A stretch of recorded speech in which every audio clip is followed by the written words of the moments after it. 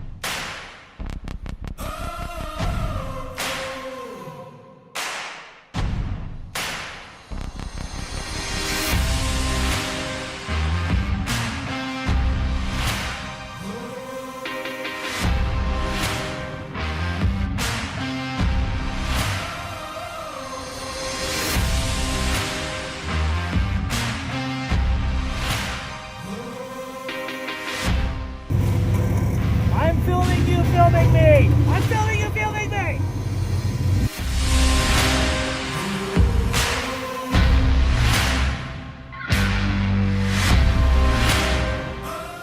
Alright, so here we are. This is the first crack in Nasty Half, and this tends to break a lot of vehicles, and there's a little trick to how you do this. And the idea is that you get your driver's side tires up on top of the vertical ledge and let your passenger side tires lay into the sidewall, lay into the leaning ledge.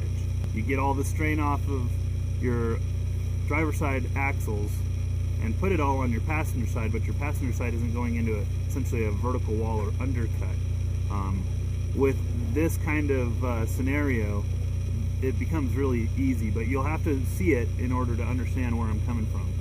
But Nasty Half is known for, well, being pretty nasty, to be honest. So this is kind of where the fun for a lot of people stops and the difficulty begins. This is our warm-up trail, so it's a fun trail to blaze through. It takes us usually about 15 minutes, where others it takes anywhere between 2.5 to 3 hours. So being locals, we've kind of got it dialed in, but it's really line-centric, meaning you can get almost any vehicle through it as long as it's got some of the essentials. But if you don't nail the line, you're going to struggle deeply. So anyway, catch this. The reaction you need, like a locker, but you don't actually need it.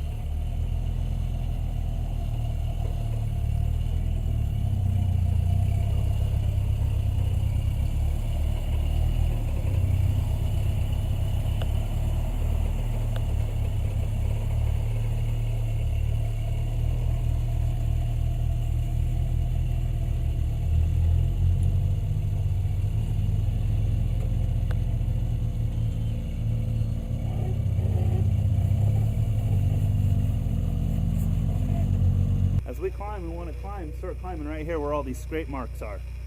And the idea is that these are actually caused by the wheel and the bead lock.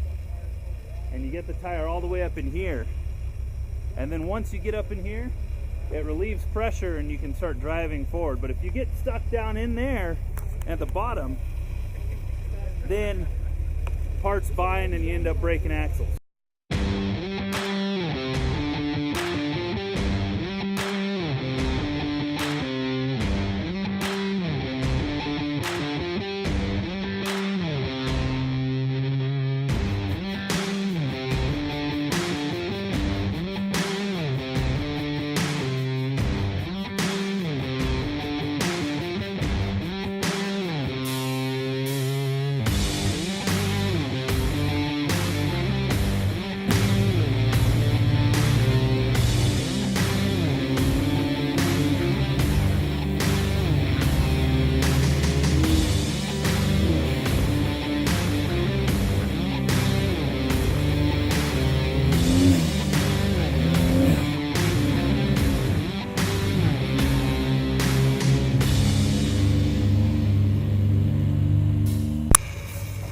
That last wedge, my first time in there, didn't know the line. Got the front end wedged, and it actually tore the front differential out of the front housing on a stock tire of the front end and bent the mounting flange like that. Oops. Fortunately, everything else was still together, but then we switched to a diamond housing, and I haven't been able to break anything since. It was hard to talk about it.